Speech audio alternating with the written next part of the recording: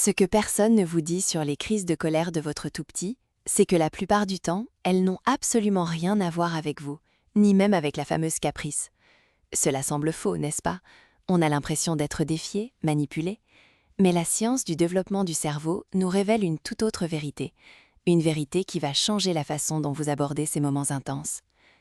Bonjour à toutes et à tous, et bienvenue sur ma chaîne, où nous explorons la science derrière le développement de nos enfants pour vous donner les outils les plus efficaces.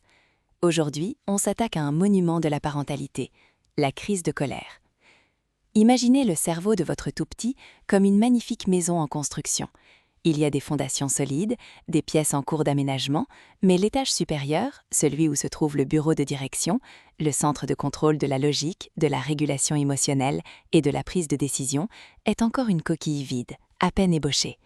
C'est ce qu'on appelle le cortex préfrontal. Quand votre enfant est submergé par la faim, la fatigue, une frustration ou simplement trop de stimuli, c'est comme si le système d'alarme incendie de cette maison, l'amygdale, se déclenchait à plein régime. Il n'y a personne à l'étage pour éteindre l'alarme calmement, pour analyser la situation et dire « ce n'est une fausse alerte ».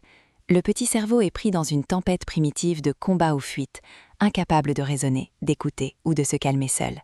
Et pour vous, parents, cela se traduit par cette vague de désespoir, cette sensation d'impuissance et parfois de culpabilité face à un enfant inconsolable. Vous n'êtes pas seul, et ce n'est pas de votre faute, ni de la sienne. C'est une question de neurologie en développement. Alors comment naviguer cette tempête? Voici le guide scientifique pour calmer votre tout-petit et son cerveau. Premièrement, comprenez que la validation de l'émotion est le premier pas vers le calme.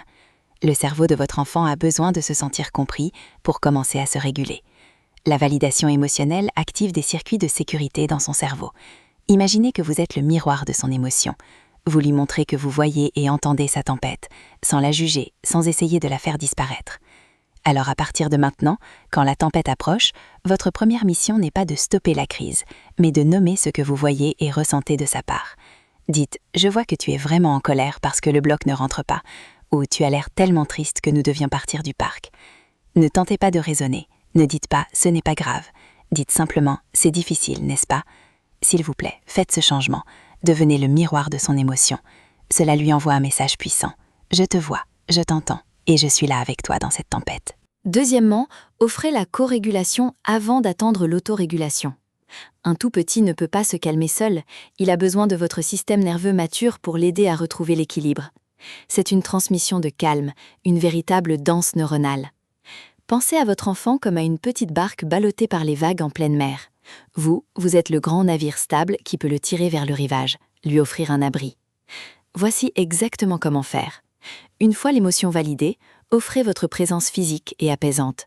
Cela peut être une étreinte douce et ferme, si l'enfant l'accepte, s'agenouiller à son niveau, parler d'une voix calme et basse, ou simplement respirer profondément avec lui. Votre calme est contagieux. Votre système nerveux est le phare qui guide le sien. Ne lui demandez pas de se calmer tout seul. Montrez-lui comment. Prenez-le dans vos bras, même s'il se débat un peu au début. C'est votre corps, votre voix, votre rythme cardiaque qui vont l'aider à réaligner le sien. Ce n'est pas du chantage, c'est de la neurologie. La co-régulation est la voie vers l'autorégulation future. Enfin, devenez un détective des besoins fondamentaux pour prévenir les crises. Les crises sont souvent le point culminant d'un stress accumulé ou d'un besoin non satisfait. Le cerveau est plus résilient quand il est nourri, reposé et se sent en sécurité. Imaginez son niveau de carburant ou son réservoir d'énergie. Quand il est bas, la panne est inévitable. Pour réduire la fréquence et l'intensité des crises, regardez au-delà du comportement. Est-ce qu'il a faim, soif, sommeil? Est-ce qu'il est surstimulé par trop de bruit, trop de monde, trop d'activité? Son réservoir est-il vide? S'il vous plaît, faites ce changement. Apprenez à lire les premiers signes de surcharge avant que l'alarme ne se déclenche à plein régime. Un frottement d'yeux, un petit grognement, une agitation inhabituelle. Et si vous voyez son réservoir émotionnel ou physique se vider, agissez. Proposez un fruit, un verre d'eau, un moment de calme, un retour à la maison. N'attendez pas la catastrophe. Anticiper, c'est offrir à son cerveau les ressources nécessaires pour ne pas se noyer. Comprendre ces mécanismes, c'est détenir la clé non seulement pour calmer la crise actuelle, mais aussi pour construire un cerveau plus résilient et émotionnellement intelligent pour l'avenir. C'est un travail difficile, mais vous avez en vous la capacité de devenir le guide émotionnel dont votre enfant a tant besoin. C'est un travail difficile, mais vous avez en vous la capacité de devenir le guide émotionnel dont votre enfant a tant besoin. Réparer et reconnecter après la tempête. Après la crise, une fois que l'enfant est apaisé et que son petit cerveau commence à se réaligner, le plus important est de réparer la connexion. Imaginez une petite embarcation qui a traversé une mer agitée. Après le passage de la tempête, le capitaine ne quitte pas le navire. Il vérifie si tout va bien, rassure l'équipage et répare les dégâts. Le cerveau de votre enfant, après avoir été submergé par des émotions intenses, a besoin de cette réparation relationnelle pour se sentir en sécurité et pour que les circuits de confiance se renforcent. Votre présence aimante est le port sûr qui lui permet de retrouver son équilibre. Une fois la crise passée et que votre enfant s'est calmé, prenez un moment pour vous reconnecter. Offrez un câlin doux, un sourire ou proposez un moment de jeu calme et non exigeant. Dites-lui que vous l'aimez, même si son comportement était difficile. C'est le moment de lui montrer que votre amour est inconditionnel et que le lien reste fort, peu importe l'intensité de la tempête émotionnelle qu'il vient de traverser. Ne le laissez pas dans l'isolement émotionnel après une crise, ramenez-le au bercail affectif. Semez les graines de l'intelligence émotionnelle. Le cerveau n'apprend pas au milieu du chaos, il apprend dans le calme, la sécurité et la répétition. Pensez à votre enfant comme à un petit chercheur qui découvre un nouveau langage, celui des émotions. Il ne peut pas assimiler de nouveaux mots ou des concepts complexes quand il est en plein milieu d'une conversation animée et confuse ou d'une dispute. C'est quand il est détendu et attentif qu'il peut enregistrer et comprendre. De même, les leçons d'intelligence émotionnelle, la capacité à nommer et à gérer ses ressentis, ne peuvent être enseignées qu'une fois le système nerveux apaisé et réceptif. Quand votre enfant est complètement calme, et seulement alors, vous pouvez aborder ce qui s'est passé de manière très simple. Utilisez des mots pour nommer les émotions qu'il a ressenties. Tu étais très en colère parce que tu voulais absolument ce jouet, n'est-ce pas? Ou c'était difficile de quitter le parc et tu étais triste de devoir partir. Puis, et c'est crucial, proposez des alternatives pour la prochaine fois. La prochaine fois que tu te sens aussi en colère, tu peux venir me faire un gros câlin ou taper dans ce coussin ou serrer tes mains très fort. C'est en offrant ces outils concrets, hors de la crise, que vous construisez les voies neuronales de la régulation émotionnelle. Validez l'émotion, pas le comportement. L'émotion de votre enfant est comme une lettre qu'il essaie de vous envoyer. Parfois, la lettre est froissée, déchirée et lancée à travers la pièce avec beaucoup de bruit et de désordre. Mais le message à l'intérieur est toujours valide et important.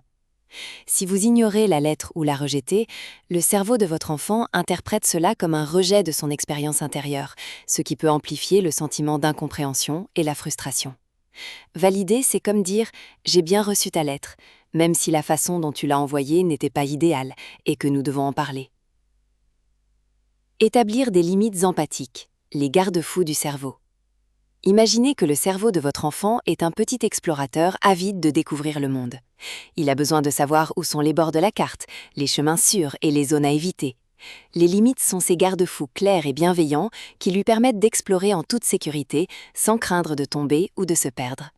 Sans ces limites, le cerveau est en état d'alerte constant, cherchant à comprendre les règles invisibles, ce qui génère de l'anxiété et de la confusion. Des limites fermes mais posées avec empathie créent un cadre prévisible qui apaise le système nerveux, lui permettant de se concentrer sur l'apprentissage plutôt que sur l'incertitude.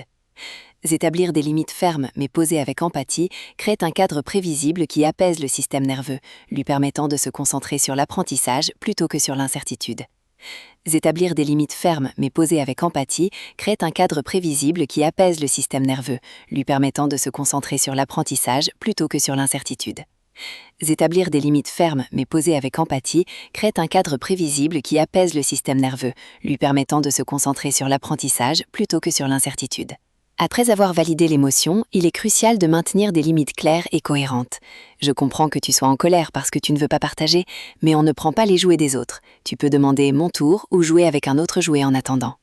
Exprimez fermement la limite tout en offrant une alternative acceptable ou en réaffirmant la règle.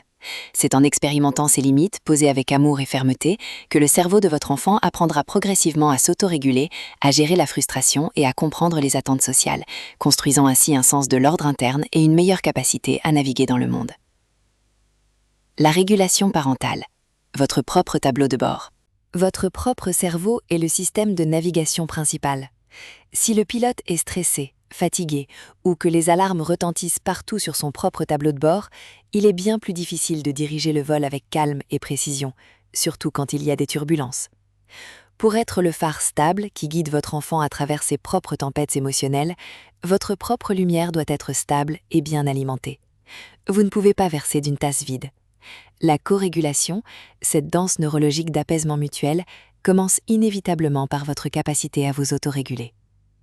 Reconnaissez que traverser une crise de colère avec un enfant est l'une des expériences les plus épuisantes et peut déclencher vos propres émotions intenses. Ne vous jugez pas trop durement si vous perdez parfois patience ou si vous vous sentez dépassé. Pratiquez l'autocompassion. Prenez quelques respirations profondes avant de réagir, demandez de l'aide à votre partenaire ou à un proche si besoin, ou accordez-vous un moment de répit lorsque l'enfant est en sécurité.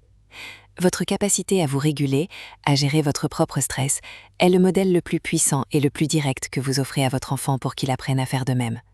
C'est en prenant soin de votre propre système nerveux que vous renforcez votre capacité à être le guide serein dont votre enfant a tant besoin. Pour cultiver cette sérénité intérieure, il est essentiel de reconnaître que vous êtes le principal instrument de navigation pour votre enfant. Imaginez que vous êtes le capitaine d'un navire. Si le capitaine est épuisé, affamé ou malade, sa capacité à manœuvrer le navire à travers une mer agitée sera grandement compromise. Votre propre bien-être physique et émotionnel est la condition sine qua non pour pouvoir offrir un ancrage stable à votre tout petit. Il ne s'agit pas d'être parfait, mais d'être conscient de vos propres besoins. Prenez le temps, même quelques minutes par jour, de vous recharger, que ce soit en buvant une tasse de thé chaud en silence, en écoutant une musique apaisante ou en prenant un bain relaxant. Ces petits gestes ne sont pas un luxe, mais des investissements essentiels dans votre capacité à rester patient et régulé face aux défis. Le calme n'est pas l'absence de tempête, mais la capacité à naviguer à travers elle. Pensez à un phare solitaire sur une côte rocheuse. Il ne peut pas empêcher l'orage d'éclater, ni les vagues de frapper la rive, mais sa lumière reste constante, guidant les navires à travers l'obscurité et le chaos. Votre présence calme et stable est ce phare pour votre enfant. Même s'il hurle, tape ou se roule par terre, votre immobilité émotionnelle lui signale qu'il est en sécurité, qu'il peut relâcher sa tension parce que quelqu'un est là pour tenir l'espace. Lorsque la crise de colère éclate, concentrez-vous sur votre propre posture et votre respiration. Essayez de maintenir un regard doux, un ton de voix bas et lent. Rappelez-vous que votre calme est contagieux, tout comme votre stress. En étant le phare, vous lui montrez par l'exemple comment trouver sa propre lumière intérieure. Comprendre que le développement du cerveau est un processus graduel peut alléger une grande partie de la pression. Considérez le cerveau de votre enfant comme un jardin en pleine croissance. Vous plantez des graines, vous arrosez régulièrement, vous protégez les jeunes pousses des intempéries, mais vous ne pouvez pas forcer une fleur à éclore avant son heure. Il faut de la patience, de la constance et une confiance inébranlable dans le processus naturel de croissance. Chaque crise de colère gérée avec empathie et fermeté est une occasion d'arroser les graines de l'autorégulation. Adoptez une perspective à long terme. Ne vous attendez pas à des résultats immédiats ou à l'éradication totale des crises de colère. Chaque petite avancée, chaque moment où votre enfant parvient à s'apaiser un peu plus vite ou à exprimer sa frustration avec un peu plus de mots est une victoire. Célébrez ces progrès et rappelez-vous que vous êtes en train de construire les fondations d'une intelligence émotionnelle solide et durable. Le voyage de la parentalité est une série d'apprentissages mutuels. Votre enfant apprend à réguler ses émotions grâce à votre soutien et vous apprenez à devenir un parent plus patient, plus compréhensible et plus résilient grâce à ces défis. Cette danse délicate de co-régulation est l'un des cadeaux les plus précieux que vous puissiez lui offrir, car elle forge les circuits neuronaux de la résilience, de l'empathie et de la capacité à naviguer dans le monde avec confiance. En fin de compte, la science nous rappelle que les crises de colère ne sont pas des caprices, mais des signaux. Des signaux que le cerveau de votre enfant est en plein développement, qu'il a besoin de votre aide pour apprendre à gérer les émotions intenses, et que votre amour, votre patience et vos limites claires sont les outils les plus puissants à votre disposition. Vous n'êtes pas seulement un parent, vous êtes un architecte du cerveau, un guide émotionnel et un modèle de résilience. Chaque fois que vous répondez à une crise avec calme et compassion, vous ne faites pas que calmer une tempête, vous construisez un futur. Un futur où votre enfant aura les outils pour comprendre ses propres émotions et celles des autres, pour surmonter les défis et pour s'épanouir pleinement. C'est un travail immense, parfois épuisant, mais incroyablement gratifiant et essentiel. Merci d'avoir suivi ce guide scientifique pour comprendre et apaiser les crises de colère de votre tout-petit.